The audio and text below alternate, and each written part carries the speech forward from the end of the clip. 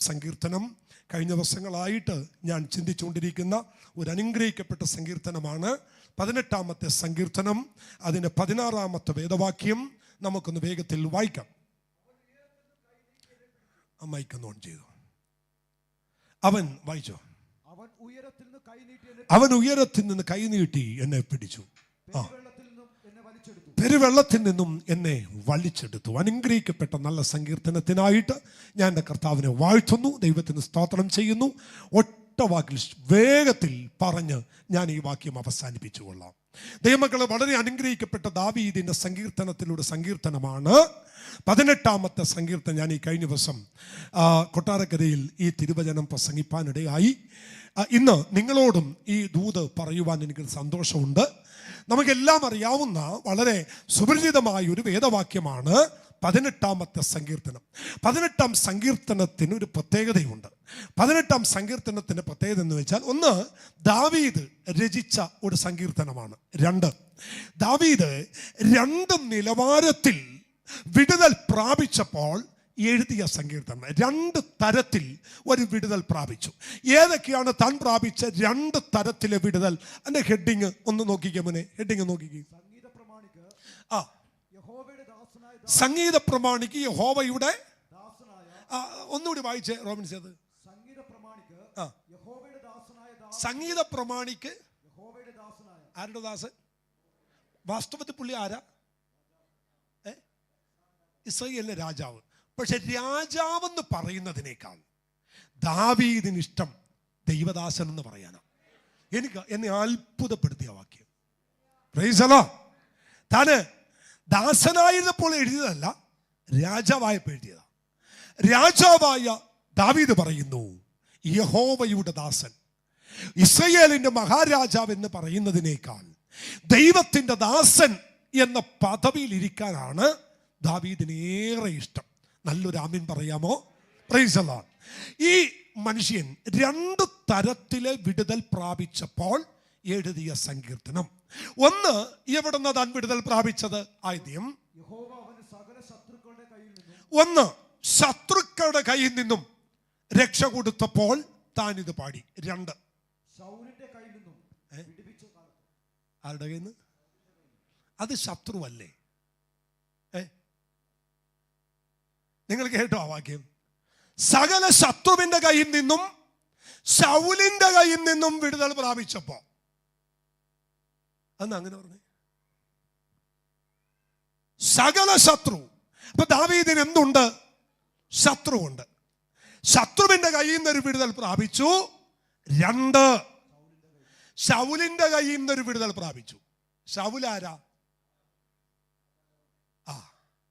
കുറച്ചുകൂടി പറഞ്ഞ ഇവര് നമ്മൾ ബെന്നല്ല, ദാവീദിന്റെ അമ്മായിയപ്പന. അത് രണ്ട് തരത്തിലെ വിടുതൽ ഇവിടെ ഇല്ലേ? ശത്രുവിന്റെ കയ്യിൽ നിന്നും മിത്രത്തിന്റെ കയ്യിൽ നിന്നും ഒരു വിടുതൽ. ദൂത് മനസ്സിലായെങ്കിൽ ഒരു സ്വതന്ത്രം. ശത്രുവിന്റെ കയ്യിൽ നിന്നും, ബാക്കി നിങ്ങൾ പറ, മിത്രത്തിന്റെ കയ്യിൽ നിന്നും ഒരു വിടുതൽ. അപ്പൊ ശത്രുവിന്റെ കയ്യിൽ നിന്ന് മാത്രം വിടുതൽ പ്രാപിച്ചാൽ മതിയോ? പോരാ, മിത്രങ്ങളുടെ കയ്യിൽ നിന്നും ഒരു വിടുതൽ നമുക്ക് ആവശ്യമാണ്. ഒന്നുകൂടി പറഞ്ഞാൽ, മത്തായി സുവിശേഷത്തിൽ യേശു പറഞ്ഞു, മനുഷ്യന്റെ ശത്രുക്കൾ ആരാ? അവന്റെ വീട്ടുകാർ തന്നെയാണ്. ഇതിന് ശേഷം പോയി ആരും പ്രശ്നമൊന്നും ഉണ്ടാക്കരുത്. മനുഷ്യന്റെ ഏറ്റവും വലിയ ശത്രു ആരാന്ന് യേശു പറഞ്ഞേ? അവന്റെ വീട്ടുകാരാ. അങ്ങനെയാണെങ്കിൽ ദാവീദ് വിടുതൽ പ്രാപിച്ചത് രണ്ട് സ്ഥലത്തന്ന. ഒന്ന്, ലൈവായി ശത്രുവിന്റെ കയ്യിൽ നിന്നും. രണ്ട്, മിത്രമെന്ന് പറയുന്നവരുടെ കയ്യിൽ നിന്നും ദാവീദ് വിടുതൽ പ്രാപിച്ചു. സുരേഷന് മനസ്സിലായി പറഞ്ഞേ? ഒരു 10-15-19 വർഷം മുമ്പ് ഞാനൊന്ന് ഈ പട്ടാളത്തൊരു വീട്ടിൽ താമസിക്കുമ്പോൾ എറണാകുളത്ത് കർത്താവിന്റെ സന്നിധി ചേർക്കപ്പെട്ടൊരു മനുഷ്യനുണ്ടായി. ജോൺ എന്ന ദേവദാസന്റെ പേര്. നിത്യതയില്ല ദേവദാസൻ. ആ അഭിഷിക്തൻ എൻ്റെ വീട്ടിൽ വന്ന് പ്രാർത്ഥിക്കാൻ. പ്രാർത്ഥനയൊക്കെ കഴിഞ്ഞ് ഇറങ്ങാൻ നേരത്ത് വണ്ടി കയറപ്പോൾ ഞാൻ ചോദിച്ചു, പാസ്റ്ററെ, എന്നോട് എന്തെങ്കിലും ഒരു ദൂത് പറയാനുണ്ടെങ്കിൽ ഒന്ന് പറഞ്ഞിട്ട് പോണേ. പുള്ളി ആ കാറിനകത്തോട്ട് കയറിയിട്ട് ഇറങ്ങി വന്നിട്ട് പറഞ്ഞു, നിന്നോടൊരു ദൂതുണ്ട്, കേട്ടോ? നീ പ്രാർത്ഥിക്കുമ്പോൾ ഇങ്ങനെ പ്രാർത്ഥിക്കണം: ദൈവമേ, എൻ്റെ ശത്രുവിനെ ഞാൻ നോക്കിയേക്കാം, എൻ്റെ മിത്രത്തെ നീ നോക്കിയേക്കണം. എനിക്ക് പിടുത്തം കിട്ടിയില്ല. ഞാൻ പറഞ്ഞു, ഉപദേശി എന്തായി പറഞ്ഞേ? എന്താ പ്രാർത്ഥിക്കാൻ പറഞ്ഞേ? മോനെ, നീ പ്രാർത്ഥിക്കുമ്പോൾ ഇങ്ങനെ പ്രാർത്ഥിക്കണം: ദൈവമേ, എൻ്റെ ശത്രുവിനെ ഞാൻ നോക്കാം, എൻ്റെ മിത്രത്തെ നീ ഒന്ന് നോക്കിയേക്കണേ. എന്നിട്ട് മനസ്സിലായില്ല. പുള്ളി വണ്ടിയിൽ നിന്നിറങ്ങി വീട്ടിലോട്ട് വന്നിട്ട് പറഞ്ഞു, നീ പ്രാർത്ഥിക്കുമ്പോൾ നിനക്കെതിരെ കുതികാൽ ഉയർത്തിയവനും, നിനക്കെതിരെ അടിക്കാൻ കൈപൊക്കിയവനും, നിനക്കെതിരെ അപവാദം പറഞ്ഞവനെയൊക്കെ ലൈവായിട്ട് നിനക്കറിയാം, കാണുമ്പോഴേ അറിയാം. നീ പറയും, ഇവനാണ് എൻ്റെ ശത്രു. പക്ഷേ അപ്പം തിന്നവനും പ്രാണസ്നേഹിതനും നിന്റെ ശത്രുവാകുമ്പോൾ നിനക്കറിയാനൊക്കില്ല ഇവൻ ശത്രുവാണെന്ന്. ഇത് മനസ്സിലായോ? പലരുടെയും അനുഭവം നിങ്ങൾ പറ.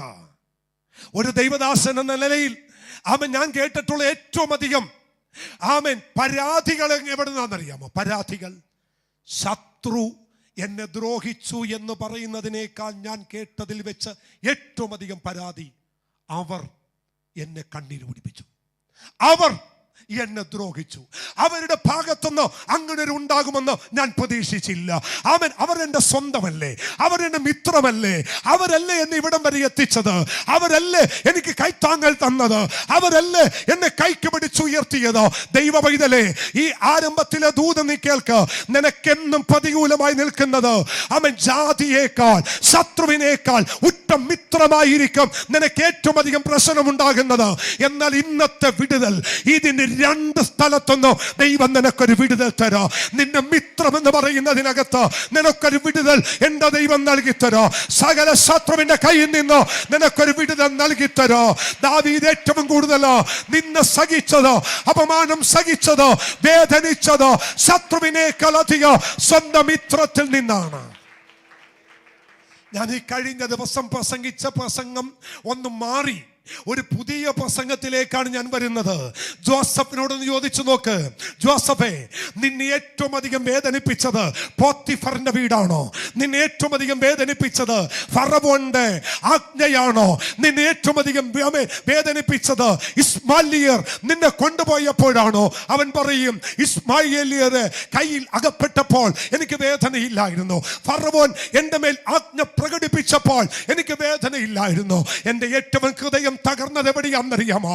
എൻ്റെ പ്രാണസ്നേഹിതന്മാരായ, എൻ്റെ ഉറ്റ മിത്രമായ, എൻ്റെ രക്തബന്ധം എന്ന് പറയുന്ന എൻ്റെ സഹോദരങ്ങൾ എന്നെ എടുത്ത് പൊട്ടക്കിണറ്റിലേക്ക് എറിഞ്ഞപ്പോഴാണ് എൻ്റെ ഹൃദയം പെടഞ്ഞത്, എൻ്റെ ഹൃദയം ഉടഞ്ഞത്.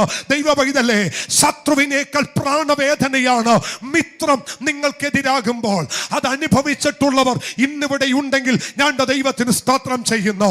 നിങ്ങൾ എന്റെതെന്ന് പറഞ്ഞ, നിങ്ങൾ എൻ്റെ മാത്രമെന്ന് പറഞ്ഞ പലരും നിങ്ങൾക്ക് പ്രതികൂലമാകുമ്പോൾ നിങ്ങൾ തകർന്നു പോയിട്ടുണ്ട് എന്ന് ദാവീദ് പറയുന്നു. ഇതിന് രണ്ട് സ്ഥലത്തൊന്നും ഒരു വിടുതൽ തന്ന ഒരു ദൈവം ഇന്ന് പകൽ ഇതിന് നടുവിൽ ഇരിപ്പുണ്ട്. അങ്ങനെ അനുഭവമുള്ള ദൈവപൈതലേ, നിന്നോടാണ് ഇന്നത്തെ പകലത്തെ ആലോചന. എവിടെയെങ്കിലും അങ്ങനെ ഒരു സ്ഥലത്ത് നീ വേദന സഹിച്ചിട്ടുണ്ടെങ്കിൽ, അങ്ങനെ ഒരു ഏരിയയിൽ നീ വിടുതൽ സഹിച്ചിട്ടുണ്ടെങ്കിൽ, ദൈവത്തിന്റെ ആത്മാവ് പറയുന്നു, ഇതാ ശത്രുവിന്റെ കയ്യിൽ നിന്ന്, ശൗലിന്റെ കയ്യിൽ നിന്ന് നിനക്കൊരു വിടുതൽ തരാൻ കഴിവുള്ള ഒരു ദൈവത്തെയാണ് ഇന്ന് പകൽ ആരാധിക്കുന്നത്. യേശു കർത്താവിന്റെ പ്രവചനവാക്യമാണ്. ആമേൻ. ഏറ്റവും അധികം യേശു കർത്താവിന്റെ ഹൃദയം തകർന്നത് എപ്പോഴാണ് നിങ്ങൾക്കറിയാമോ? ഹൃദയം തകർന്നത് വിലാപ്പുറത്ത് കുന്തം കൊണ്ട് കുത്തിയപ്പോഴല്ല, മുൾക്കിരീടം തലയിൽ അടിച്ച് ചാർത്തിയപ്പോഴല്ല. യേശുവിന്റെ ഹൃദയം ഏറ്റവും കൂടുതൽ വേദനിച്ചത് ഗദസമനയിലാണ്. എപ്പോഴാണെന്നറിയണ്ടേ? ആ തീപ്പെട്ടി പന്തത്തിന്റെ വെളിച്ചത്തിൽ അല്പം തല കുനിച്ചു പിടിച്ച് അരുമനാഥന്റെ അടുക്കലേക്ക് വന്ന് കെട്ടിപ്പിടിച്ച് ഒരു ചുംബനം കൊടുത്തത് ഓർക്കുന്നുണ്ടോ? അന്നേരം യേശു ഒരു വിളി വിളിച്ചു, സ്നേഹിത. എന്നാ വിളിച്ചേ? സ്നേഹിത. കെട്ടിപ്പിടിച്ച് മാർവിൽ ഒരു ചുംബനം കൊടുക്കുമ്പോൾ യൂദായുടെ ചുംബനം യഹൂദ മര്യാദ പ്രകാരം നെറ്റിയിൽ ആ ചുംബനം യേശുവിന് കൊടുക്കുമ്പോൾ ഹൃദയം പെടഞ്ഞുകൊണ്ടിരിക്കുക. യേശു ആ പഴയ നിയമത്തിലെ പ്രവചന ശബ്ദം യേശുവിന്റെ ചെവിയിൽ മുഴങ്ങുന്നു. നിനക്കെതിരെ കുതികാൽ ഉയർത്തിയത് ഒരു ശത്രുവായിരുന്നെങ്കിൽ സഹിക്കാമായിരുന്നു. നിന്റെ പ്രാണ സ്നേഹിതനും എന്റെ അപ്പം തിന്നവനും.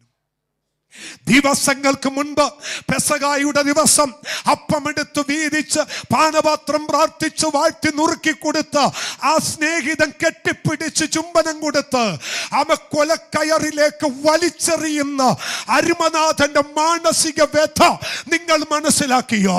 എന്നാൽ ഒരു ദൂത് ഞാൻ നിങ്ങളോട് പറയുന്നത് ശ്രദ്ധിച്ച് കേൾക്കണം.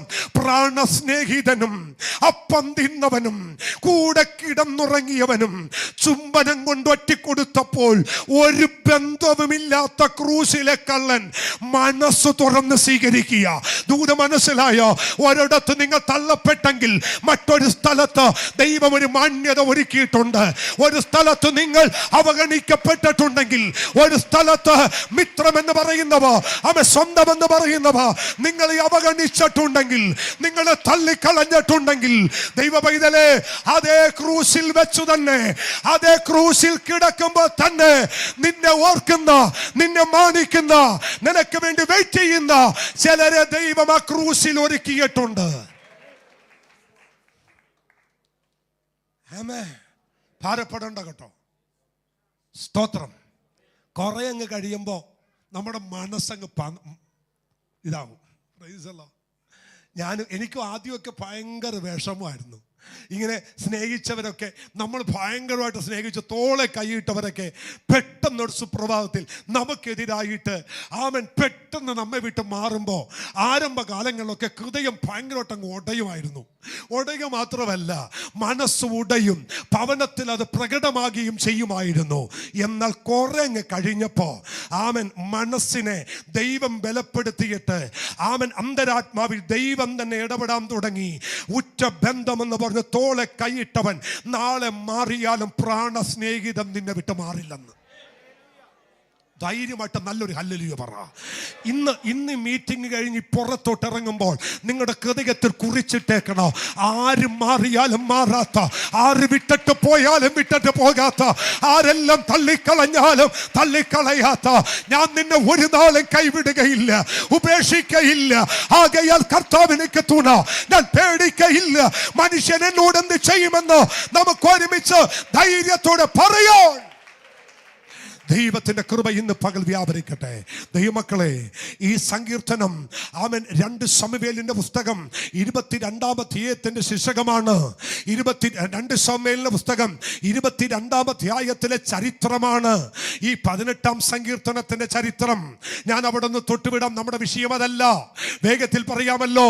18-ാം അധ്യായത്തിൽ ദാവീദ് പറയുന്നു, ശത്രുവിന്റെ കയ്യിൽ നിന്ന്, അമ്മായിയപ്പന്റെ കയ്യിൽ നിന്ന് ദൈവം എന്നെ വിടുവിച്ചു. പക്ഷെ 16-ാമത്തെ വാക്യത്തിൽ 16-ാം വാക്യം,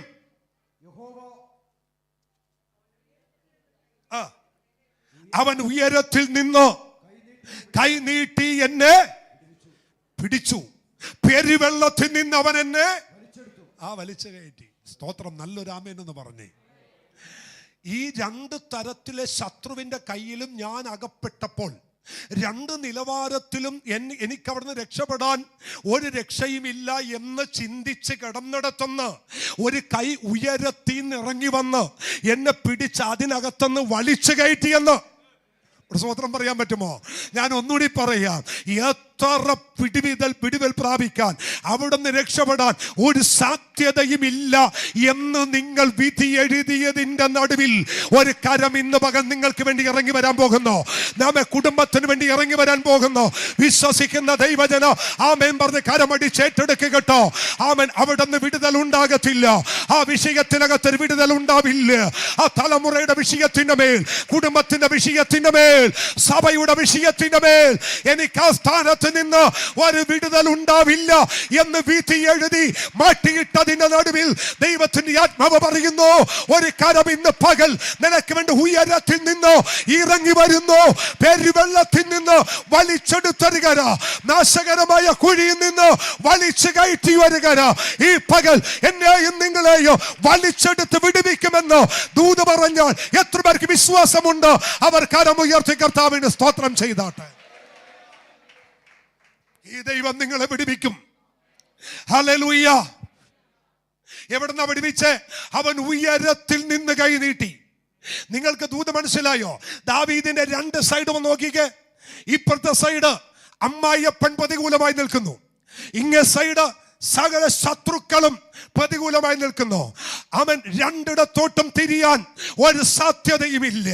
അവൻ ഭക്തൻ പറയുന്നത് പോലെ എന്റെ മുൻപും പിൻപും അവൻ അടച്ചു. എനിക്ക് മുന്നിലേക്കും പോകാൻ ഒക്കുന്നില്ല, പുറകിലേക്കും പോകാൻ ഒക്കുന്നില്ല. ഹിസ്കിയാവ് പറഞ്ഞതുപോലെ സമാധാനത്തിനായി അത്യന്തം കൈപ്പായത് ഭവിച്ചു. എന്റെ ജീവിതം കൈപ്പാണ്. മുന്നിലേക്ക് രക്ഷയില്ല, പുറകിലേക്ക് രക്ഷയില്ല, ചുറ്റിലും എനിക്ക് രക്ഷയില്ല. എന്ത് ചെയ്യും എന്ന് വിചാരിച്ചപ്പോൾ ഇതാ അന്തരീക്ഷത്തിൽ നിന്ന് ഒരു കൈ താഴേക്ക് ഇറങ്ങി വരുന്നു. ഒരു ബലമുള്ള ഒരു കര, ശക്തിയേറിയ ഒരു കര, ബലമുള്ള ഒരു കര, ആർക്കും തട്ടി മാറ്റാൻ കഴിയാത്ത കര, ആർക്കും തകർക്കാൻ കഴിയാത്തൊരു കര. ആ കരം ആരുടേതാണ്? നിങ്ങളെ വിളിച്ചു വേർതിരിച്ച യേശുവിന്റെ കരമാണ്.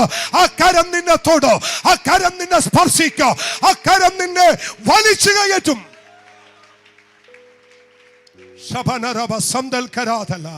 ദൈവമക്കളെ, ഇന്നത്തെ ഈ മെസ്സേജ് നിങ്ങൾ ശ്രദ്ധിക്കണം കേട്ടോ.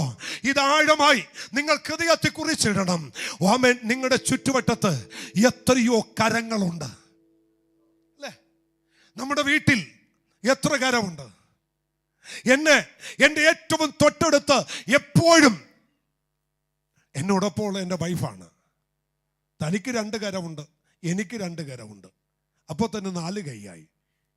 എൻ്റെ 2 കുഞ്ഞുങ്ങളുണ്ട്, അവർക്കുമുണ്ട് 4 കരം, 8ആയി. ചർച്ചിലോട്ട് വന്നാൽ നിങ്ങളുടെ കരം മുഴുവൻ എനിക്കുണ്ട് അല്ലേ? അങ്ങനെ നോക്കിയാൽ നാം നിൽക്കുന്നതിൻ്റെ ചുറ്റുവട്ടത്തിൽ നമ്മെ വലിച്ചു കയറ്റാൻ, നമ്മെ പിടിച്ചു കയറ്റാൻ, പിടിച്ചു നിർത്താൻ ആയിരക്കണക്കിന് കരങ്ങൾ നമ്മൾ ചുറ്റും ഉള്ളപ്പോഴും ഈ കരങ്ങൾക്കൊന്നും ചെയ്യാൻ പറ്റാത്ത എത്രയോ സാഹചര്യങ്ങൾ ഉണ്ടായിട്ടുണ്ട്. ഇത് മനസ്സിലായോ? ഞാൻ ഇനി ഒരു കാര്യം നിങ്ങളോട് പറയുന്നത് ശ്രദ്ധിച്ചേക്കണം കേട്ടോ. ഇതിൻ്റെ മെസ്സേജുമായിട്ട് ഒരു കണക്ഷൻ വന്നതുകൊണ്ട് പറയുക. മോൾ എഴുന്നേറ്റിരുന്നേ. ഇങ്ങോട്ട് വാ. ഇവനിന്നിവിടെ ഇരിക്കുന്നത് ദൈവത്തിൻ്റെ കൃപയാ. കഴിഞ്ഞ ഞായറാഴ്ച ഇവനെ ശവപ്പെട്ടിക്കകത്ത് കയറ്റേണ്ടതാ. നിങ്ങറിയാവോ? ഞാൻ ആ കരം കണ്ടു കഴിഞ്ഞ സൺഡേ. നിങ്ങളെല്ലാം ആരാധന കഴിഞ്ഞ് അവനെല്ലാവരും വീട്ടിലോട്ട് പോയി. അവസാനം ഞാൻ വാഹനം എടുത്ത് പുറത്തോട്ട് ഇറങ്ങാൻ ഇവിടെ ഗേറ്റ് ഓപ്പൺ ചെയ്ത് ആ വാഹനത്തിൽ ഞാൻ ഇരിക്കുക. സിന്ധുവും പിള്ളേരും ആലയത്തിനകത്തുനിന്ന് സാധനങ്ങൾ എടുത്തു വരാൻ വേണ്ടി ഞാൻ വെയിറ്റ് ചെയ്യുന്നു. അപ്പോൾ ഞാനൊരു കാഴ്ച കാണുകയാണ്. നമ്മുടെ റാമ്പിൽ നിന്ന്, ചർച്ചിൽ നിന്ന് ഇറങ്ങുന്ന റാമ്പിൽ നിന്ന് സൈക്കിളിനിറങ്ങി, സൈക്കിളിന് ബ്രേക്കില്ല, സൈക്കിളിന് കൈവിട്ടു പോയി. ഞാൻ വണ്ടി ഇരിക്കുമ്പോൾ കാണുന്ന കാഴ്ച, ഒരു സൈക്കിളിന് എത്രമാത്രം വേഗത്തിൽ വരാൻ പറ്റുമോ അതേ വേഗത്തിൽ ആ റാമ്പിൽ നിന്ന് ഇവൻ ഇറങ്ങിപ്പോകുകയാണ്. വണ്ടിയുടെ അകത്തുണ്ട്. എനിക്കറിയാം ഇവന്റെ വരവ് കണ്ടപ്പോൾ മനസ്സിലായി കുഞ്ഞു പോക്കാണ്. എനിക്ക് വണ്ടി ഇറങ്ങി ഡോർ തുറന്ന് ഇറങ്ങണമെന്നുണ്ട്. ആ വേഗത്തിൽ നേരെ വന്നു. അവൻ റോഡ് ക്രോസ് ചെയ്ത് ആ മതിലിടിച്ചു. ഞാൻ കാണുന്ന കാഴ്ച, ആ മതിലെ പോയി സൈക്കിൾ ഇടിച്ചിട്ട് സൈക്കിൾ എന്ന് അന്തരീക്ഷത്തിലേക്ക് അവൻ തെറിക്കുകയാണ്. തെറിച്ചിട്ട് 2 കറക്കം കറങ്ങി. നിങ്ങൾ വെളിയിലേക്ക് ഇറങ്ങുമ്പോൾ കാണുന്ന കാണയുണ്ടല്ലോ, ആ കാണയിലേക്ക് വന്ന് കമന്നടിച്ചു വീഴുകയാ. എനിക്ക് ഓടണമെന്നുണ്ട്. എനിക്ക് വാഹനത്തിൽ നിന്ന് ഡോറ് തുറന്ന് ഓടിച്ചെന്ന് രക്ഷിക്കണമെന്നുണ്ട്. ഒരു സെക്കൻഡ് നേരത്തേക്ക് എൻ്റെ BP കൂടി. ആമേൻ. എൻ്റെ കൈയും കാലും എല്ലാം തളർന്നു പോയി. അവൻ എനിക്ക് എന്നെ നാവനക്കാൻ ഒക്കുന്നില്ല. എപ്പോഴും ഒരു സമയത്തൊരു ജീവൻ കിട്ടി. ഞാൻ അവൻ ഉറക്കെ പറഞ്ഞു, മോനേടാ നമ്മുടെ കൊച്ചു വീണടാ പിടിയടാന്ന് പറഞ്ഞു. അവൻ ക്ലിന്റൺ അവിടെയുണ്ട്. അവൻ ഞാനൊരു കാഴ്ച കാണുകയാണ്. ആ വണ്ടിക്കകത്തിരിക്കുമ്പോ ഞാൻ 101% തീരുമാനിച്ചു, കൊച്ചു തീർന്നു. അവൻ ആ കാണക്കകത്തുനിന്ന് 2 കൈ പിടിച്ച് അവൻ എഴഞ്ഞു കയറി വരുന്നു. ഓടിച്ചെന്ന് പൊക്കിയെടുത്തപ്പോൾ അവൻ എന്നോട് പറയുക, എനിക്കൊന്നും സംഭവിച്ചില്ല. അവൻ ഞാൻ കണ്ടതയും മക്കളെ, അവൻ ഞാൻ കണ്ടതാ കേട്ടോ. ഒരു കൈ അവനെ പൊക്കുന്നത് ഞാൻ കണ്ടതാ. നിങ്ങൾക്ക് ദൂത് മനസ്സിലായോ? അവന്റെ ദൈവദാസന്റെ കൈക്ക് അവൻ ഒരു പ്രശ്നവുമില്ല, പക്ഷെ രക്ഷിക്കാൻ പറ്റിയില്ല. അവന്റെ അമ്മയും അപ്പനും അവൻ മുറയിൽ മേരിക്കുഞ്ഞ് നിപ്പുണ്ട്. എന്നെ രക്ഷിക്കാൻ കഴിഞ്ഞില്ല. ആലയത്തിന്റെ വാതിക്കൽ ഞങ്ങൾ ഒത്തിരി പേരുണ്ട്. ഞങ്ങൾക്കൊരു കൈ നീട്ടാൻ ഒത്തില്ല, ഒന്ന് താങ്ങാൻ ഒത്തില്ല. പക്ഷെ അതിന്റെ നടുവിൽ അനർത്ഥം വ്യസനത്തിന് കാരണമായി തീരാതെ വിടുവിച്ച കരമുണ്ട്. ആ കരത്തിന്റെ പേര് ഒന്ന് ഉറക്കെ പറ. അത് യേശുവിന്റെ കരമല്ലേ? അത് ദൈവത്തിന്റെ കരമല്ലേ? അത് ജീവന്റെ കരമല്ലേ? അത് അരിമനാഥന്റെ കരമല്ലേ? ഇന്ന് രാത്രി വേളയിലോ എത്ര സ്ഥാനത്ത് നിന്ന് ദൈവം നിന്നെ താങ്ങി, ദൈവം നിന്നെ ഫലപ്പെടുത്തി. ഈ കരത്തിന്റെ വല്ലഭത്ത് വിശ്വസിക്കുന്ന ദൈവ പൈതലേ, നിനക്ക് പറയാൻ പറ്റുമോ, ഇത് ദൈവത്തിന്റെ കരമാണ് എന്റെ കുഞ്ഞിനെ താങ്ങിയത്. ഞങ്ങൾക്ക് അത് നിലവിലേക്ക് കാരണമാകാതെ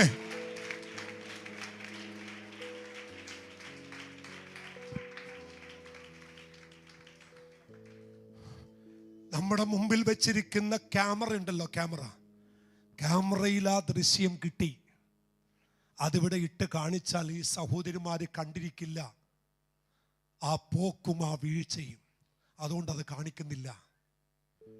പക്ഷെ ആ കുഞ്ഞിന്ന് മുമ്പിലിരിക്കുമ്പോ എങ്ങനെ സ്തുതിക്കാതിരിക്കും ദൈവമക്കളെ? നിങ്ങൾ ഇറങ്ങിപ്പോകുമ്പോ ആ കാണുമെന്ന് നോക്കണം കേട്ടോ. ആ സൈക്കിളിൽ നിന്ന് വിരിഞ്ഞ് ഇത്രയും പൊക്കത്തിന്ന് കാണക്കകത്തോട്ട് കൃത്യം വന്ന് വീഴുമ്പോൾ ഞാൻ അവിടെ ഇരുന്ന് പറഞ്ഞു, എൻ്റെ യേശുപ്പാ. എനിക്ക് ഓർമ്മ ചെയ്യുകയാണെങ്കിൽ ഒരു അരമണിക്കൂർ കഴിഞ്ഞപ്പോഴാണ് എൻ്റെ BP എല്ലാം ഒന്ന് നോർമലായത്. എൻ്റെ കൈ വിറക്കാൻ തുടങ്ങി, എൻ്റെ കാല് വിറക്കാൻ തുടങ്ങി. ഞാൻ നിന്നിടത്തുനിന്ന് തെങ്ങി പൊട്ടുക. എനിക്ക് എന്ത് ചെയ്യണമെന്ന് ഞാൻ തീർത്തു. ദൈവമേ പോയി. അപ്പോഴാണ് അവൻ പിടിച്ചു കയറി വരുന്നു. ഞാൻ കണ്ട ദൈവമക്കളെ, ആ കരം ഇന്നൊരു പകൽ ഇതിന്റെ അകത്തുണ്ട്. ആ കരം ഇന്ന് പകൽ ഇതിനകത്തുണ്ട്. അവൻ ദൈവത്തിന്റെ ആത്മാവ് നിന്നോട് പറയുക, എത്രയോ സ്ഥാനത്ത് നിന്നോ, എത്രയോ അപകടങ്ങളിൽ നിന്നോ, എത്രയോ വേദനകളിൽ നിന്നോ, എത്രയോ പ്രയാസപ്പെട്ട അവൻ സാഹചര്യങ്ങളിൽ നിന്നോ ഈ കരം നിന്നെ താങ്ങിയിട്ടില്ലേ? ഒരു ഹല്ലേലൂയ പറ. ഞാന് ഒരു കാര്യം ഒന്ന് ചോദിച്ചോട്ടെ. ഇങ്ങനെ ഒരു കരം ഒന്നല്ല, ഒരുപാട് പ്രാവശ്യം എന്നെ താങ്ങി എന്ന് ഉറപ്പുള്ള എത്ര പേരുണ്ട്?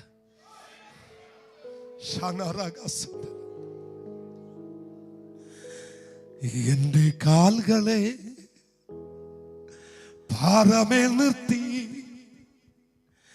എൻ ഗമനത്തെ സുസ്ഥിരമാക്കി. എന്റെ കാലുകളെ പാറമേൽ നിർത്തി എൻ ഗമനത്തെ സുസ്ഥിരമാക്കി.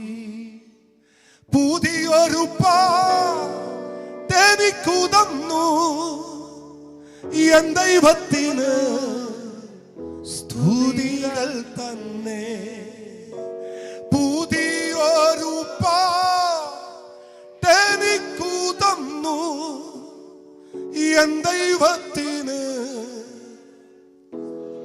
കരമുയർത്തി പറ ഹല്ലേലൂയ, ഹല്ലേലൂയ, ഹല്ലേലൂയ.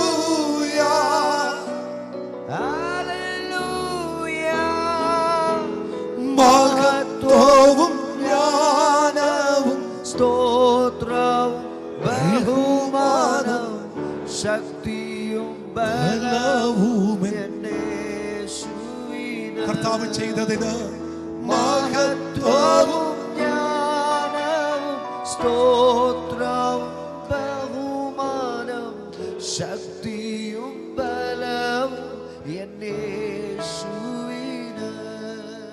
നമുക്ക് ഇത്രേ പറയാനുള്ളൂ അല്ലേ? ഓരോ സ്ഥാനത്തൊന്നും ദൈവം നമ്മെ പിടിപ്പിച്ച് കഴിയുമ്പോൾ, ആ കരത്തിന്റെ വല്ലഭത്വം ദൈവം വെളിപ്പെടുത്തി കഴിയുമ്പോൾ, സ്തോത്രം, പ്രൈസ് അല്ലാഹ്, നമുക്കിതേ പറയാനുള്ളൂ. മഹത്വവും ബഹുമാനവും കർത്താവിന് നിനക്ക് മാത്രം. പ്രൈസ് അല്ലാഹ്. നന്ദി പറ ദൈവമക്കളെ, നന്ദി പറ. പ്രൈസ് അല്ലാഹ്, പ്രൈസ് അല്ലാഹ്, പ്രൈസ് അല്ലാഹ്. ഓടിക്കൊണ്ടിരുന്ന ഒരു വാഹനം പെട്ടെന്ന് ഒരു മനുഷ്യൻ മുമ്പിലേക്ക് മറ്റൊരു വണ്ടി കൊണ്ടുവന്ന് മുന്നിലേക്ക് തള്ളിയിട്ടിട്ട് രണ്ട് കൈയിട്ട് മാറി നിൽക്കുമ്പോൾ, ആ വണ്ടിയിലേക്ക് ആഞ്ഞു എന്ന് ആ ബൈക്ക് ഇടിച്ചു. ഞങ്ങൾ രണ്ടുപേരും തെറിച്ച് രണ്ട് സ്ഥലത്തോട്ട് പോയി. ഞാൻ ചെന്ന് വീണത് കുറെ കല്ല് കൂട്ടി വെച്ചിട്ടുണ്ട്, കരിങ്കല്ല്, അതിന് നടുക്കാണ്. സിന്ധു പോയി വീണത് നടു റോഡിൻ്റെ അങ്ങേ സ്ഥലത്താണ്. ആളുകൾ ഓടി വന്നപ്പോൾ അവർ എന്നെയല്ല എടുക്കുന്നത്, അവർ ചോദിച്ചൊരു ചോദ്യമുണ്ട്, ഇത്രയും കല്ല് കൂട്ടി വെച്ചിരിക്കുന്നതിൻ്റെ ഇത്രയും നടുക്ക് കൃത്യമായിട്ട് എങ്ങനെ വീണെന്ന് അറിയണ്ടേ? ഇത്രയും ഈ ഒരു ചെറിയ വട്ടപ്പാടിൽ ബ്രദർ എങ്ങനെ വീണു? ഒന്ന് അങ്ങോട്ടും ഇങ്ങോട്ടും തെറ്റിയിരുന്നെങ്കിൽ അവിടെ ഒക്കെ നമുക്ക് പറയാൻ മറുപടിയില്ല. ഇങ്ങനെ എത്ര അത്ഭുതങ്ങളാണ് ദൈവമക്കളെ. നിങ്ങളൊന്ന് ഇരുന്ന് ആലോചിച്ച് നോക്കും. ഒന്നും വേണ്ട, ഇന്ന് വീട്ടിൽ ചെന്ന് ഒന്നിരുന്ന് ഒരു പേപ്പർ എടുത്ത് ഒന്ന് ശാന്തമായി വാഹനം ഓടിച്ചപ്പോൾ, ജോലി ചെയ്തപ്പോൾ ഇല്ല എന്തിന് നിങ്ങൾ വേറെ ഒരു ജോലിക്കും പോകണ്ടല്ലോ. കുളിച്ച് നിന്ന് ബാത്റൂമിൽ കഴുകി ഒഴിച്ച വെള്ളത്തിലെ ആ സോപ്പിന്റെ പദമതിയായിരുന്നല്ലോ കാലടിച്ച് വീണ് തലപൊട്ടിച്ചാകാൻ. അവിടെയും താങ്ങി നിർത്തിയ ദൈവത്തിന്റെ കരമല്ല ദൈവമക്കളെ. ഇന്ന് പകലിൽ എത്ര നന്ദി പറഞ്ഞാൽ മതിയാകും അല്ലേ? എത്ര അനർത്ഥങ്ങൾ ഒരുപാടും വേണ്ട, ഒരു സ്ഥലത്തും പോകണ്ട. വലിയ നിലവിളിക്കും വലിയ കണ്ണുനീരിനും അതിനൊരു സാഹചര്യം ഉണ്ടായില്ലേ? ആമേൻ, ഹല്ലേലൂയ. കഴിഞ്ഞ ദിവസത്തെ ഞാൻ ഇത് ചുമ്മാ പറയല്ല, കഴിഞ്ഞ ദിവസത്തെ യൂറോപ്പിലെ ഒരു കണക്കെടുപ്പ്, ആ യൂറോപ്പിലെ കണക്കെടുപ്പിൽ ഏകദേശം 55 വയസ്സ് കഴിഞ്ഞിട്ടുള്ള ആളുകൾ ഏറ്റവും കൂടുതൽ മരിക്കുന്നത് എങ്ങനെയാണെന്ന് ഒരു സർവേ നടത്തി. ആ സർവേയിൽ കണ്ടുപിടിച്ചത് ഏറ്റവും കൂടുതൽ ആളുകൾ 55-60 വയസ്സ് കഴിഞ്ഞവർ ഏറ്റവും കൂടുതൽ മരിച്ചുകൊണ്ടിരിക്കുന്നത് ബാത്റൂമിൽ വീണാണെന്ന്. ഞാൻ ഞെട്ടിപ്പോയി ആ വാർത്ത വായിച്ചപ്പോൾ. ഏറ്റവും അധികം ആളുകൾ പ്രായമുള്ളവർ 60 വയസ്സിലൊക്കെ താഴെ മേലോട്ടുള്ളവർ ഏറ്റവും അധികം മരിക്കുന്നത് ടോയ്ലറ്റിൽ വീണാണ്, ബാത്റൂമിൽ വീണാണ്. നമ്മൾ ഇന്ന് രാവിലെ കുളിച്ച് ഒരുങ്ങി വൃത്തിയായി വന്നു കയറി നമ്മുടെ കാല് വഴുതി പോകാൻ ദൈവം അനുവദിച്ചില്ല. ഇന്നത്തെ പ്രസംഗത്തിനകത്ത് വലിയ തിയോളജി ഒന്നുമില്ല, പക്ഷെ ദൈവത്തിന് നന്ദി പറയാൻ ചിലതുണ്ട്, ദൈവത്തിന് സ്തോത്രം ചെയ്യാൻ ചിലതുണ്ട്. കരമടിച്ചു ദൈവത്തിന് നന്ദി പറ. ദൈവത്തിന്റെ വിശ്വസ്തത. ഹല്ലേലൂയ. ആ വാക്യം ഇങ്ങനെയാണ്, അവൻ ഉയരത്തിൽ നിന്ന് കൈ നീട്ടി എന്നെ പിടിച്ചു, പെരുവെള്ളത്തിൽ നിന്ന് എന്നെ വലിച്ചെടുത്തു. നിങ്ങൾ ദൈവമക്കളെ, 3 തരത്തിലാണ്, 3 മേഖലയിലാണ് ദാവീദിനെ ദൈവം പിടിപ്പിച്ചത്. ശ്രദ്ധിക്കണം, വേഗം ശ്രദ്ധിക്കണം. 18-ാം സങ്കീർത്തനം അതിന് 3-ാമത്തെ വാക്യം ഒന്ന് നോക്കിയ മോനെ.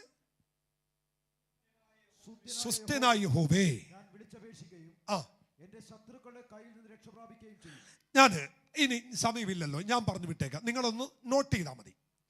18-ാം അധ്യായം 3-ാമത്തെ വാക്യം, ദൈവം വലിച്ചു കയറ്റിയത് ശത്രുവിന്റെ കയ്യിൽ നിന്ന്. 18-ാം അധ്യായം 4-ാമത്തെ വാക്യം, മരണപാശങ്ങളിൽ നിന്ന്. 18-ാം അധ്യായം 5-ാമത്തെ വാക്യം, പാതാളത്തിന്റെ പാശങ്ങളിൽ നിന്ന്. 3 സ്ഥലത്തെന്നാണ് ദൈവം അവനെ വലിച്ചു കയറ്റിയത്. 3 വെള്ളത്തിനകത്തെന്നാണ് ദാവീദിനെ ദൈവം വലിച്ചു കയറ്റിയത്. 1 18-3 ശത്രുവിന്റെ കയ്യിൽ നിന്ന്, 18-4 മരണത്തിന്റെ പാശങ്ങളിൽ നിന്ന്, 18-5 പാതാള പാശങ്ങളിൽ നിന്ന്.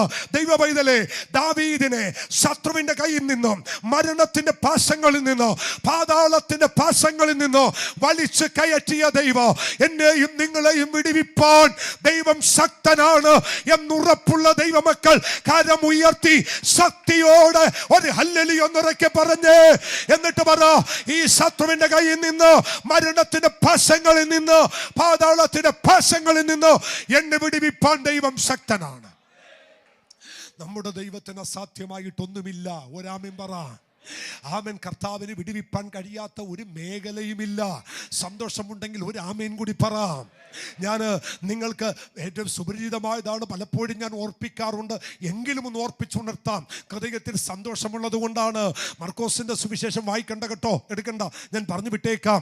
മർക്കോസിന്റെ സുവിശേഷം 5-ാം അധ്യായം വായിക്കുമ്പോൾ 3 പ്രധാനപ്പെട്ട ചോദ്യം അവിടെയുണ്ട്. 3 പ്രധാനപ്പെട്ട ചോദ്യം. ഒന്നാമത്തെ ചോദ്യം അശുദ്ധാത്മാവിനോട്, രണ്ടാമത്തെ ചോദ്യം രോഗാത്മാവിനോട്, മൂന്നാമത്തെ ചോദ്യം മരണത്തിന്റെ ശക്തിയോട്. ഞാൻ ഒന്നുകൂടി പറയാം. മർക്കോസിന്റെ 5-ാം അധ്യായത്തിലെ 3 ചോദ്യങ്ങളിൽ ഒന്നാമത്തെ ചോദ്യം, മർക്കോസിന്റെ സുവിശേഷം 5-ാം അധ്യായം 8-9 വാക്യം, അശുദ്ധാത്മാവേ നിന്റെ പേരെന്ത് എന്ന വാക്യമാണ്. അശുദ്ധാത്മാവ് ഈ മനുഷ്യനെ വിട്ടുപോകുക, താഴ്ത്തോട്ടുണ്ട്.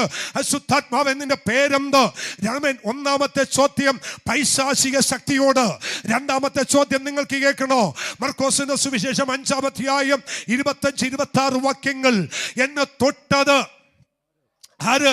രോഗത്തിന്റെ ശക്തിയോട്. അല്ലെ, 12 സംവത്സരമായി രക്തസ്രാവക്കാർ സ്ത്രീ യേശുവിനെ തൊട്ടപ്പോൾ അവൻ ചോദിക്കുന്നു, എന്നെ തൊട്ടതാര്?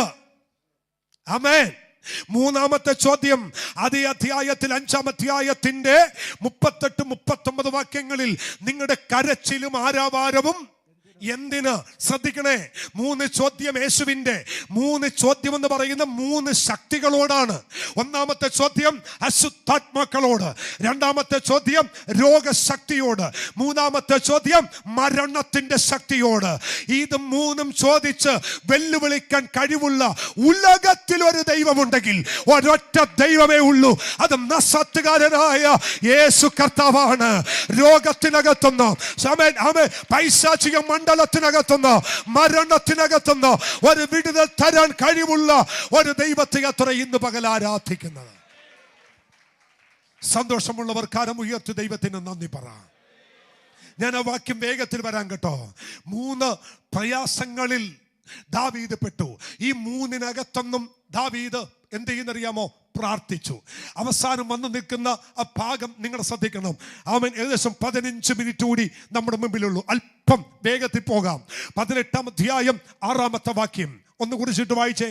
എന്റെ കഷ്ടതയിൽ ഞാൻ യഹോവയെ വിളിച്ചപേക്ഷിച്ചു, എന്റെ ദൈവത്തോട് നിലവിളിച്ചു. ദൈവമക്കൾ ഒരൊറ്റ കാര്യം പറയാ, ഈ ഏത് സാഹചര്യത്തിനകത്തൊന്നും വിടുവിക്കാൻ കഴിവുള്ള ഒന്നുണ്ടെങ്കിൽ അത് പ്രാർത്ഥനയാണ്.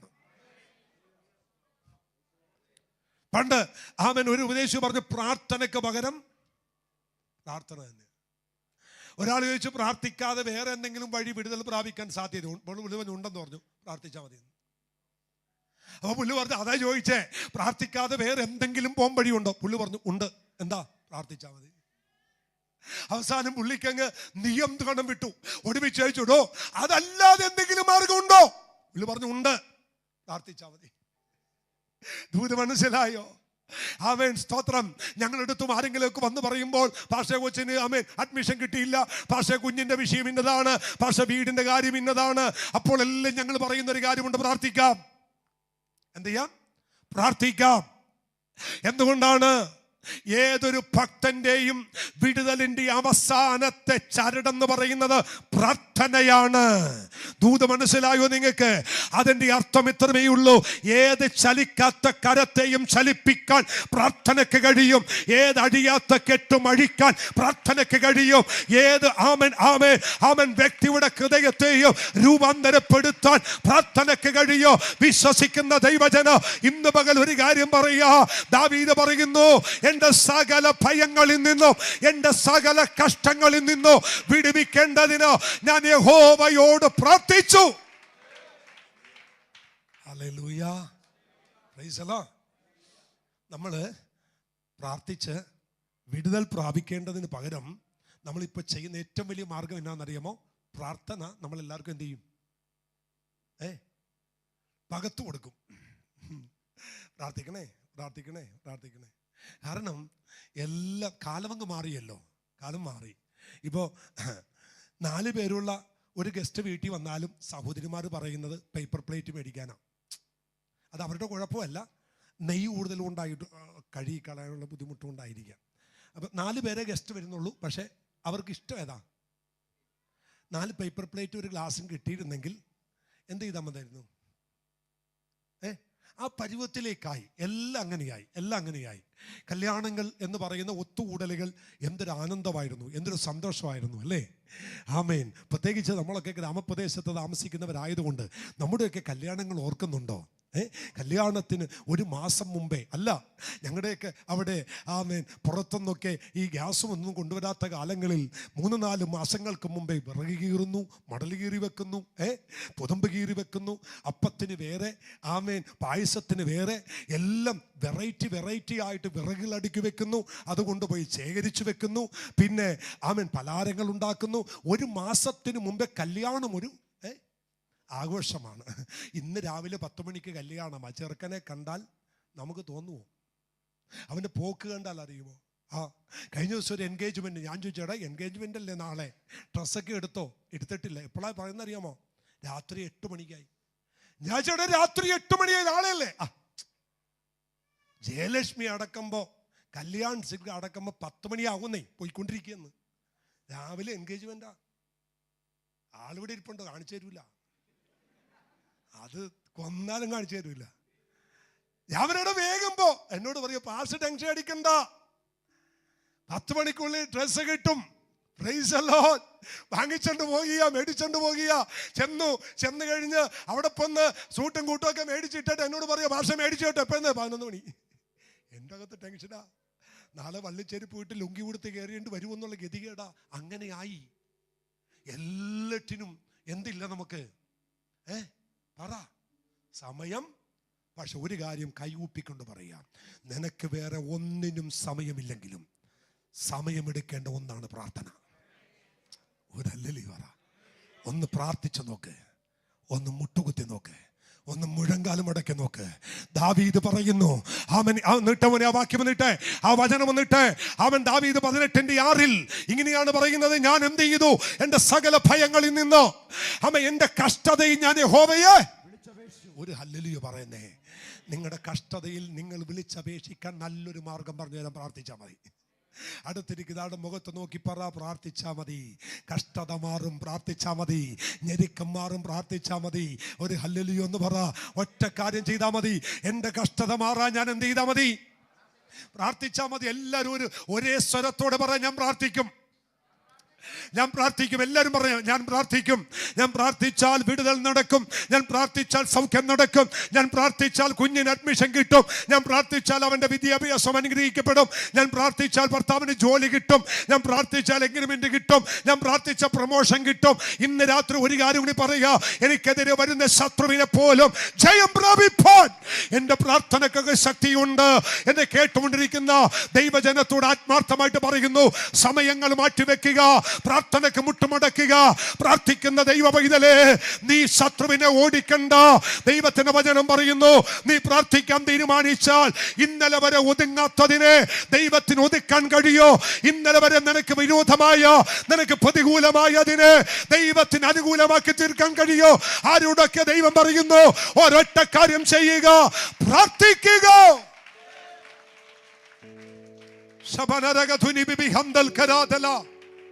ഹല്ലേലൂയ. നമ്മുടെ മടുപ്പുകൾ മാറണം. പരിശുദ്ധാത്മാവ് എന്നോട് ആഹ്വാനം ചെയ്യുന്നു, ഇതിനകത്തിരിക്കുന്ന ദൈവജനത്തിന്റെ പ്രാർത്ഥന യഥാസ്ഥാനപ്പെടണം. Praise the Lord. കർത്താവിന് നല്ലൊരു സ്തോത്രം എന്ന് പറഞ്ഞേ. ആമേൻ. ആ പഴയ ശീലമൊക്കെ പോയോ? ഞാനൊന്ന് അല്പം പറഞ്ഞിട്ട് നിർത്താം കേട്ടോ. ആ പഴയ ശീലമൊക്കെ പോയോ? ആ പായൊക്കെ ഇട്ട് മുറിക്കകത്ത് മുട്ടുമടക്കി പ്രാർത്ഥിക്കുന്ന ശീലമൊക്കെ ദൈവമക്കളുടെ കൂടാരങ്ങളിൽ നിന്ന് നഷ്ടപ്പെട്ടോ? ഇല്ലല്ലേ? ആമേൻ. ഇപ്പൊ നമുക്ക് അതിനൊന്നും സമയമില്ല. പ്രാർത്ഥിക്കാൻ ആർക്കാ സമയം? പ്രാർത്ഥിക്കുന്നതിനേക്കാൾ വേറെ എന്തെല്ലാം കാര്യങ്ങൾക്ക് ആമേൻ സമയമുണ്ട്. മറ്റെല്ലാറ്റിനും സമയം നമ്മൾ ചെലവഴിക്കുന്നുണ്ട്. നമ്മുടെ ജീവിതത്തിൽ സമയമില്ലാത്ത എന്തിനാണെന്നറിയാമോ? പ്രാർത്ഥിക്കാൻ മാത്രമാ. നിന്റെ പരാജയങ്ങളും പരാതികളും മാറാൻ ഒറ്റ കാര്യം ചെയ്യുക, പ്രാർത്ഥന യഥാസ്ഥാനപ്പെടട്ടെ. കരമുയർത്തി നല്ലൊരു ഹല്ലേലൂയ പറ.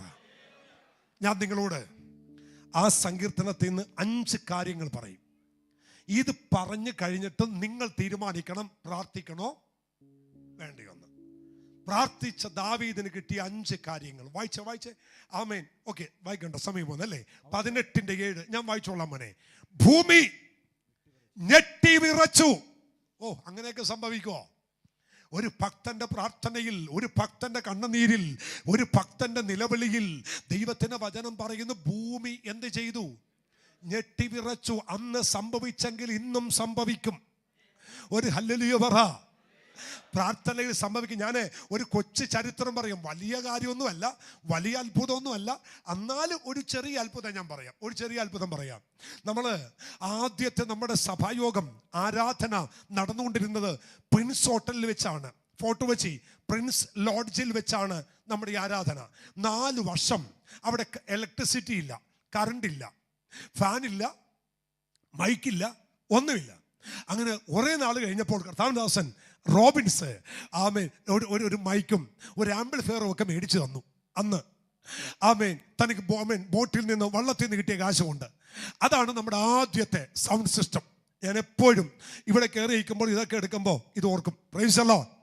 അങ്ങനെ പക്ഷെ ഇത് വെക്കാൻ കറണ്ടില്ല. ആരോട് കറണ്ട് വയ്ക്കാനാ? തൊട്ടപ്പുറത്തെ വീട്ടിൽ ചെന്ന് ഞാൻ കറണ്ട് ചോദിച്ചപ്പോൾ അവർ പറഞ്ഞു പെന്തക്കോസ്തുകാർക്ക് കറണ്ട് തരില്ല. എന്നാൽ പിന്നെ വേണ്ടെന്ന് വെച്ചു. 4 വർഷം കറണ്ടില്ല. നിങ്ങൾക്കറിയാം, ഞാൻ ആരാധനയ്ക്ക് വരുമ്പോൾ 2 ഷർട്ട് കൊണ്ടുവരും. കാരണം ഈ തപ്പടിച്ച് പാടി വർഷിപ്പ് കഴിയുമ്പോൾ ഒരു ഷർട്ട് കുതിരും, അടുത്ത മുറി കയറി അത് പിഴിഞ്ഞിട്ട് അവിടെ വിരിച്ചിടും. എന്നിട്ട് അടുത്ത ഷർട്ടിട്ടാണ് ഞാൻ ദൈവവചനം പ്രസംഗിക്കുന്നത്. 2 ഷർട്ട് ആരാധന കഴിയുമ്പോൾ കൊണ്ടുവന്നിരിക്കും.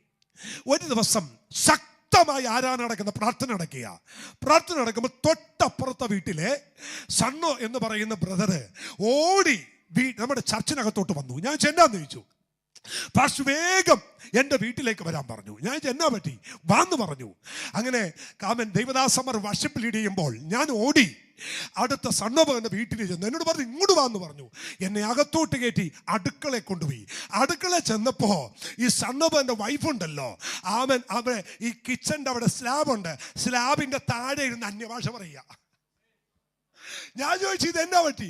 എന്നോട് ഈ പുള്ളി പറയുക എന്താ പറ്റിയതെന്ന് ചോദിച്ചാൽ എനിക്കൊന്നും പറയാനില്ല. നിങ്ങളവിടെ ഒരു ഭാഷ പറഞ്ഞ് ആരാധിച്ചുകൊണ്ടിരുന്നപ്പോ കറി ഉണ്ടാക്കിക്കൊണ്ടിരിക്കുകയായിരുന്നു. അവളടിച്ച് താഴെ വീണ് നിങ്ങൾ പറയുന്ന ഭാഷ അവളും പറയാൻ തുടങ്ങി. അപ്പൊ എന്നോട് ചോദിച്ചു ഇത് എന്നാ ദൈവദാസനെ? ഞാൻ പറഞ്ഞു ഞങ്ങളവിടെ ആത്മാവിൽ ആരാധിച്ചപ്പോൾ അതിൻ്റെ ഒരു ഇരുത്തടിച്ചതാ, അതിൻ്റെ ഒരു കറണ്ട് ഷോക്ക് അടിച്ചതാ. ആന്റി അഭിഷേകം പ്രാപിച്ചു, ആന്റി ആരാധിക്കാൻ തുടങ്ങി. നിങ്ങൾക്കറിയാമോ, അന്ന് അവൻ ആ അടുക്കളയിൽ കിടന്ന് അവർ അന്യഭാഷയിൽ ആരാധിക്കാൻ തുടങ്ങി. ഞാന് കൈവച്ച് പ്രാർത്ഥിച്ചു. ദൈവം പ്രാപിക്കുന്നൊക്കെ പറഞ്ഞു. നോക്കണം, കത്തോലിക്കരാ. അകത്തിരുന്നവർക്ക് വാഞ്ചയില്ലെങ്കിലും ഇവർക്ക് ഭയങ്കര വാഞ്ചയായിരുന്നു. നമ്മൾ ഈ അകത്തിരുന്ന് അവിടെ അന്യഭാഷ പറയുമ്പോൾ ഇവർ ഈ അടുക്കളയിൽ തോരൻ ഇളക്കിക്കൊണ്ടിരിക്കുമ്പോൾ അവരിങ്ങനെ പറഞ്ഞെന്നാ പറയുന്നത്, കർത്താവേ അപ്പുറത്തെ പെന്തക്കോസ്തുകാർ ഈ ഭാഷയൊക്കെ പറയുന്നു, ഇത് ആത്മാവിൻ്റെ ആണെങ്കിൽ എനിക്കും കിട്ടണം. അപ്പം കിട്ടി. ഇതിനകത്ത് വർഷങ്ങളായിട്ട് ഇങ്ങനെ ഇരുന്നിട്ട് ചേരണ്ടെന്നുണ്ട്. അവർക്ക് ആഗ്രഹവും ഇല്ല, കിട്ടുന്നുമില്ല. ഒരു അല്ലെങ്കിലും എന്ന് പറഞ്ഞേ സ്തോത്രം പറ. ആമേൻ. പിന്നെ ഒരു തൂണായിട്ടൊക്കെ അവിടെ ഇരിക്കട്ടെ, നല്ല കാര്യമാണ്. സ്തോത്രം. എന്തായാലും ഞാനിങ്ങോട്ട് ഇറങ്ങി പോന്നപ്പോൾ ഈ സണ്ണോബർ എൻ്റെ കൈ പിടിച്ചിട്ട് പറഞ്ഞു എന്തൊരു ചൂടാണ് അതിനകത്ത്. ഞാൻ ഭയങ്കര ചൂടാ. എന്നിട്ട് പുള്ളി എന്നോട് പറയും അടുത്ത ആഴ്ച തൊട്ട് കറണ്ട് ഫ്രീ. നമ്മൾ ആരാധന നിർത്തി അവിടുന്ന് പോരുന്നത് വരെ സണ്ണോ ബ്രദറാണ് നമുക്ക് ഇലക്ട്രിസിറ്റി തന്നുകൊണ്ടിരുന്നത്. കറണ്ട് മാത്രമല്ല, കുടിക്കാൻ നല്ല തണുത്ത വെള്ളം, ഉപവസിക്കുമ്പോൾ ഫ്രിഡ്ജിനകത്തെ ഐസ് വെള്ളം. ഒറ്റ പ്രാർത്ഥനയിൽ ഒരഭിഷേകം ചലിച്ചപ്പോൾ ഇലക്ട്രിസിറ്റി വീട്ടിൽ കിട്ടി. ദൂരം മനസ്സിലായോ? നിസ്സാരമല്ലെന്നേ പ്രാർത്ഥന ചെറുതല്ലെന്നേ. ഒന്ന് പ്രാർത്ഥിച്ചു നോക്കേ. ഒരു എക്സ്പീരിയൻസ് ഉണ്ടാകട്ടെ. ദാവീദ് പറയുന്നു ഭൂമി ഞെട്ടി വിറച്ചു. 18:8 18-ാം സങ്കീർത്തനം 8-ാമത്തെ വാക്യം, മലകളുടെ അടിസ്ഥാനങ്ങൾ കുലുങ്ങി. ആമേൻ. 18-8-ാമത്തെ വാക്യത്തിൽ വീണ്ടും പറയുന്നു അവന്റെ വായിൽ നിന്ന് തീ പുറപ്പെട്ടു, ഭൂമി ഞെട്ടിവിറച്ചു, മലകളുടെ അടിസ്ഥാനം കുലുങ്ങി, അവന്റെ വായിൽ നിന്ന് തീ പുറപ്പെട്ടു. 18-9 അവൻ എല്ലാരും പറഞ്ഞേ അവൻ ആകാശം ചായിച്ച് അങ്ങനെയാണെങ്കിൽ പ്രാർത്ഥിച്ചാൽ കർത്താവ് എങ്ങനെ ഇറങ്ങി വരും? ആകാശം ചായഞ്ഞ് നിങ്ങളുടെ വീട്ടിലേക്ക് ഇറങ്ങി വരും. ഒരു ഹല്ലേലൂയ പറയാമോ? ഒരു ഹല്ലേലൂയ പറയാമോ? കർത്താവിന് സ്തോത്രം പറഞ്ഞേ. ഈ നമ്മുടെയൊക്കെ വീട്ടിൽ കർത്താവ് വരാത്ത കാര്യം എന്നാണെന്നറിയോ? ഇത് കൊണ്ടുപോയി നിങ്ങൾ വേറെ അടുത്തും പറഞ്ഞേക്കരുത്. ഈ കർത്താവ് ഇങ്ങനെ ഇറങ്ങി ഇറങ്ങി വരുമ്പോഴേ ഈ ഇടക്ക് വെച്ച് നമ്മൾ റബ്ബർ ബാൻഡ് വിട്ടുകളയുന്ന പോലെ വിട്ടുകളയും. മനസ്സിലായി കാണുമല്ലേ? കർത്താവ് ഇറങ്ങി വരുമ്പോഴേ 10 മിനിറ്റ് പോയിരുന്ന് പ്രാർത്ഥിക്കാൻ തുടങ്ങി. കർത്താവ് ഇറങ്ങി വരുന്നേ ഉള്ളൂ. പകുതിയായപ്പോൾ നമ്മൾ യേശുവിൻ നാമത്തിൽ തന്നെ ആമേൻ. അപ്പൊ റബ്ബർ ബാൻഡ് വിട്ടുപോയി. ഇതാ വരാത്ത കർത്താവ് ഇറങ്ങി വരാൻ സമയം കൊടുക്കണ്ടേ? ആർക്കാ സമയം? സ്തോത്രം, ഹല്ലേലൂയ. ഞാൻ പറയും, നമുക്ക് എല്ലാത്തിനും ക്ഷമയുണ്ട് കേട്ടോ. കൊച്ചിൻ്റെ അഡ്മിഷന് പോകാൻ ക്ഷമയുണ്ട്. എന്തിന്? റേഷൻ കട മണ്ണെണ്ണക്ക് പോകാൻ തന്നെ നല്ല ക്ഷമയാ. 30 പേര് ക്യൂ ഉണ്ടെങ്കിലും ബാക്കിൽ ഒരു മടുപ്പും ഇല്ലാതെ നമ്മൾ മണ്ണെണ്ണക്ക് നിൽക്കും. ആകെ ക്ഷമയില്ലാത്ത എവിടെയാ? ഇപ്പോൾ ഒരാളോട് പറയുകയാണ്, ഓക്കെ കർത്താവ് റോബിൻസ് ഒന്ന് പ്രാർത്ഥിച്ചെന്ന് പറഞ്ഞാൽ റോബിൻസ് പ്രാർത്ഥിക്കാൻ തുടങ്ങുമ്പോൾ നമ്മളെല്ലാവരും എന്നൊക്കെ പറഞ്ഞ് ഇങ്ങനെ പറയും. 2 മിനിറ്റ് പോകുമ്പോൾ കണ്ണുറന്നിട്ട് നോക്കും. ഈ പുള്ളി നിർത്തേണ്ട ലക്ഷണമൊന്നും നമ്മുടെ കൺട്രോൾ പോയി. നമുക്ക് ഇത്രയേ ഉള്ളൂ. ഒരു 10 മിനിറ്റ് എന്തിന് എൻ്റെ കാലട്ടി ചവിട്ടിയിട്ടുണ്ട്. പ്രാർത്ഥിച്ച് അന്യഭാഷയെ അഭിഷേകത്തിൽ വന്നപ്പോൾ ഒരു പുള്ളി ഒറ്റ ചവിട്ട്. ഞാൻ അന്നേരം യേശുനാമത്തെ തന്നെ പറഞ്ഞു. കാരണം പുള്ളിക്ക് വേണ്ടെങ്കിൽ പിന്നെ എന്തിനാ നമുക്ക്? ചില ആളുകൾക്ക് ഫോർമാലിറ്റിക്ക് ഒരു പ്രാർത്ഥന. നിങ്ങളുടെ പാസ്റ്റർ വിളിച്ചായിരുന്നോ? പിന്നെ പാസ്റ്റർ 8 മണിക്ക് പോകും. പ്രാർത്ഥിച്ചു കഴിഞ്ഞാൽ ഒരു ഫോർമാലിറ്റി പ്രാർത്ഥന ഒന്നും കിട്ടില്ല. അടുത്തിരിക്കുന്ന ആളോട് പറ, ഒന്നും കിട്ടില്ല. പറഞ്ഞു, ധൈര്യമായിട്ട് പറ, ഒന്നും ഫോർമാലിറ്റി പ്രാർത്ഥനക്ക് ഒന്നും കിട്ടില്ല. ആത്മാർത്ഥമായിട്ട് പ്രാർത്ഥിച്ച എന്തെങ്കിലും കിട്ടും. പ്രാർത്ഥിക്കുമ്പോൾ മാത്രം നമ്മൾ സമയം എന്ത് ചെയ്യരുത്? നോക്കരുത്. പ്രാർത്ഥന മുറി കയറുമ്പോൾ സമയം നോക്കരുത്. പ്രാർത്ഥിക്കാനിരിക്കുമ്പോൾ നിങ്ങൾ ഭയങ്കര ടെൻഷനായിട്ടും സമയമില്ലാത്തപ്പോൾ മുട്ടുമടക്കരുത്. സമയമുള്ളപ്പോൾ ഇരുന്ന് പ്രാർത്ഥിക്കണം. നല്ലൊരു ഹല്ലേലൂയ എന്ന് പറഞ്ഞേ. ആമേൻ. കർത്താവിന് സ്തോത്രം പറ. ആമേൻ. ഞാൻ പ്രാർത്ഥിക്കുമ്പോഴൊക്കെ ഞാൻ ഇങ്ങനെ പറയാറുണ്ട്. ഞാൻ ഇങ്ങനെ കഷ്ടപ്പെട്ടും ബുദ്ധിമുട്ടി ഒന്നും ഉറക്കം വരുമ്പോഴൊക്കെ കണ്ണിൽ ഈർക്കിൽ വെച്ചൊന്നും പ്രാർത്ഥിക്കുന്ന പരിപാടി എനിക്കില്ല. ഉറക്കം വരുമ്പോൾ സുഖമായിട്ട് കിടന്നുറങ്ങും. ഉറക്കം ഇല്ലാത്തപ്പോൾ പോയിരുന്ന് സുഖമായിട്ട് പ്രാർത്ഥിക്കും. നമ്മളെന്തിനാ ഇങ്ങനെ ഉറക്കം വന്ന് കണ്ണിൽ എണ്ണയൊക്കെ ഒഴിച്ച് ഉള്ളിയൊക്കെ തേച്ച്? അങ്ങനെ ആവശ്യമൊന്നുമില്ല. പോയി കിടന്നുറങ്ങ് സുഖമായിട്ട്. കർത്താവ് പറഞ്ഞ് നീ ആശ്വസിച്ചുകൊള്ളുക. ആമേൻ. ഇതെല്ലാം കഴിഞ്ഞ് സുഖമായിട്ട് വന്ന് എന്ത് ചെയ്യുക? പ്രാർത്ഥിക്കുക. ആമേൻ. പിന്നെ ചില കുഞ്ഞുങ്ങൾ നമ്മുടെ കുടുംബ പ്രാർത്ഥനയ്ക്ക് ഇരിക്കാത്ത എന്നാണെന്നറിയാമോ? ആമേൻ. ഞങ്ങളിവിടെ നോൺ സ്റ്റോപ്പായിട്ട് പാടുന്ന പോലെ ഇവർ വീട്ടിൽ നോൺ സ്റ്റോപ്പായിട്ട് പാടും. 1.5 മണിക്കൂർ. കൊച്ചുങ്ങളിരിക്കുമോ? കൊച്ചുങ്ങളിരിക്കത്തില്ല. നിങ്ങളുടെ മക്കളുമായിട്ട് നിങ്ങൾ പ്രാർത്ഥനയ്ക്ക് ഇരിക്കുമ്പോൾ നീട്ടിപ്പിടിച്ച് പ്രാർത്ഥിപ്പിക്കരുത്. ഒരു വലിയ ഞങ്ങളിവിടെ ആരാധിക്കുന്ന പോലെയൊന്നും സമയം എടുത്ത് ആരാധിക്കരുത്. ഷോർട്ടായിട്ടൊരു പാട്ട് പാടുക, പാട്ടുപാടി ആരാധിക്കുക, കുഞ്ഞുങ്ങളെ കൊണ്ട് പ്രാർത്ഥിപ്പിക്കുക, എന്നിട്ട് ആമേൻ പറയുക. നല്ലൊരു ഹല്ലേലൂയ പറഞ്ഞേ. ഒരു കൊച്ചിൻ്റെ പരാതി വീട്ടിൽ ചെന്നപ്പോൾ എന്നോട് പറഞ്ഞു, പാസ്റ്ററെ ഇവൻ എന്ത് ചെയ്താലും പ്രാർത്ഥനയ്ക്ക് ഇരിക്കില്ല. പാസ്റ്റർ ഒന്ന് ഉപദേശിക്കണം. ഞാൻ അവനെ ഉപദേശിക്കാൻ അടുത്ത് വിളിച്ചിട്ട് പറഞ്ഞു, മോനെ അങ്ങനെയൊന്നുമല്ല, പ്രാർത്ഥിക്കണം കേട്ടോ. അപ്പോൾ അവൻ പറഞ്ഞു, പാസ്റ്റർ 1 സെക്കൻഡ് ഇരിക്കുക, നേരെ പോയി സിയോൻ ഗീതാവലി എടുത്തുകൊണ്ട് വന്നു. ഇത്രയും വലിപ്പം ഉണ്ടല്ലോ, ഇത് മുഴുവൻ പാടി തീരാതെ ആ തള്ള വായടക്കില്ല. പാസ്റ്റർ പറഞ്ഞ ഞാൻ എത്ര നേരമൊന്നും പറഞ്ഞിരിക്കും.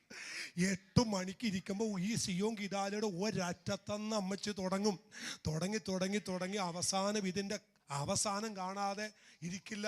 അപ്പോഴെന്ന് പറയുന്ന 12 മണി വരെ ആകും. പാസ്റ്ററെ ഞാൻ എന്നാ ചെയ്യും പാസ്റ്റർ പറ. അപ്പം ഞാൻ ചോദിച്ചു, ആൻറ്റി അതെന്തിനാ? അപ്പോൾ പാസ്റ്റർ അവിടെ ഒരു പാട്ട് പാടിയോ 10 പാട്ട് പാടിയല്ല നിർത്തുന്നത്. അപ്പം പിന്നെ ഞങ്ങൾക്ക് പാടിയാലെന്താ? മനസ്സിലായോ? നമ്മളിവിടെ ഒരു അന്തരീക്ഷത്തിൽ പാടിയാണ്. ഇതിനിടയ്ക്ക് അവിടെ പല അന്തരീക്ഷമാണ്. അതുകൊണ്ട് കൊച്ചങ്ങ് കുഴയുക. പല കൊച്ചുങ്ങളും പ്രാർത്ഥനയ്ക്ക് ഇരിക്കാത്ത കാര്യമാണെന്നറിയോ? നിങ്ങളുടെ ഈ നീട്ടിപ്പിടിച്ചുള്ള പ്രാർത്ഥനയാണ്. അതൊക്കെ എന്ത് ചെയ്യണം? പറ, ഒന്ന് ചെറുതാക്കണം. ചെറുതാക്കിയിട്ട് ആ കൊച്ചുങ്ങളുടെ കപ്പാസിറ്റി അനുസരിച്ച് അവരുമായിട്ട് എന്താണെന്നറിയില്ല, ഇത് ദൂതി കയറി വന്നത് ആരൊക്കെയോ ഒരു കുഴഞ്ഞു കിടപ്പുണ്ട്. അതുകൊണ്ട് അങ്ങനെ ഒന്നും ചെയ്യരുത്. നിങ്ങൾ എന്ത് ചെയ്യണം, നിങ്ങൾക്ക് പ്രാർത്ഥിക്കാൻ സമയം കിട്ടുമ്പോൾ മുറിയിടത്ത് പോയിരുന്ന് സുഖമായിട്ട് പ്രാർത്ഥിച്ചോ. കുഞ്ഞുങ്ങളുമായിട്ടിരിക്കുമ്പോൾ അവരുടെ കപ്പാസിറ്റിക്ക് അനുസരിച്ച് ഒരു പാട്ടുപാടി അവരെ കൊണ്ടൊരു വാക്യം പ്രാർത്ഥിച്ച് ഒരു അധ്യായം വായിപ്പിച്ച് അവരെ കൈവച്ച് അനുഗ്രഹിച്ച് പ്രാർത്ഥിച്ച് അവരെ മാറ്റിക്കിടത്തണം. ഒരല്ലേലൂയ പറ. അപ്പോ ഭൂമി പ്രാർത്ഥിച്ചാൽ ഭൂമി ഞെട്ടിവിറച്ചു, ആകാശം ചായിച്ച് ഇറങ്ങി.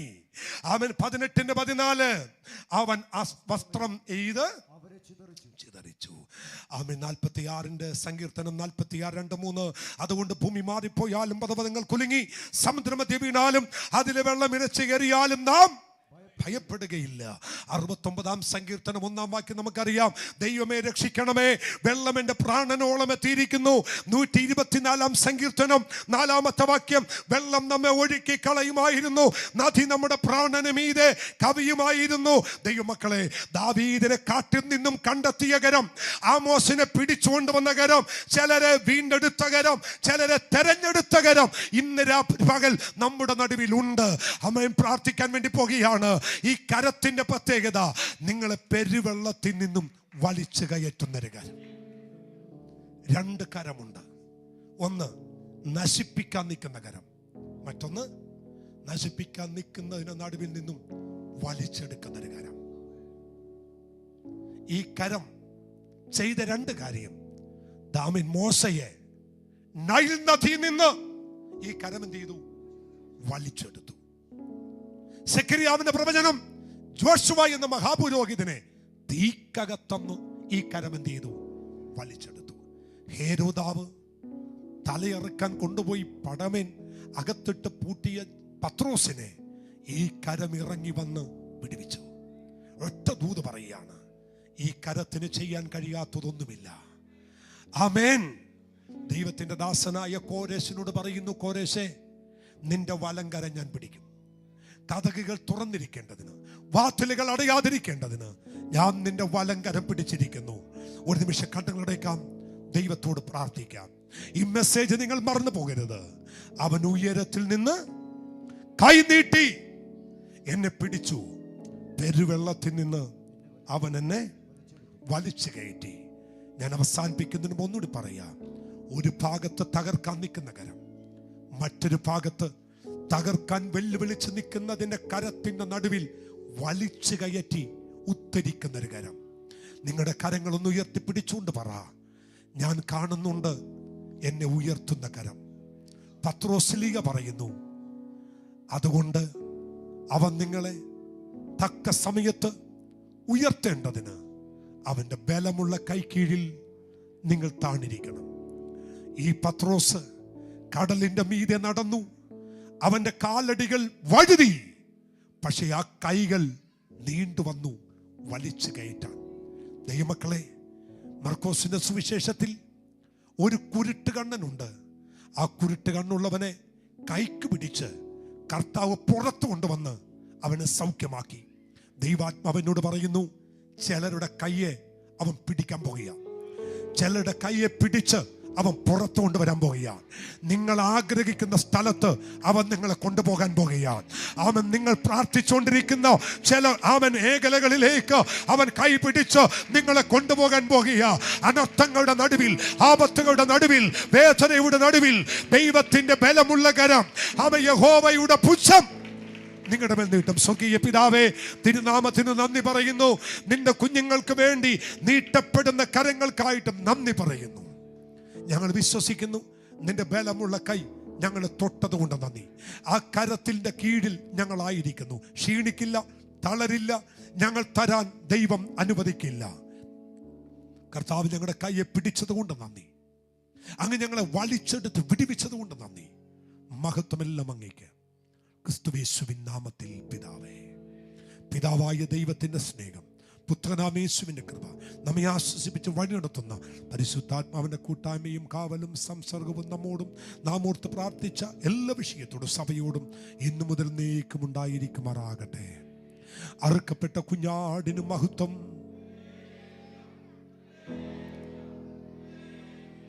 ആമേൻ. യേശുവേ വരണമേ. ദൈവമക്കളെ പ്രത്യേകം ശ്രദ്ധിക്കണമേ. ഡിസംബർ മാസം 16, 17, 18 3 ദിവസം നമുക്കിവിടെ വെച്ച് ഫാസ്റ്റിംഗ് പ്രെയർ ഉണ്ട്.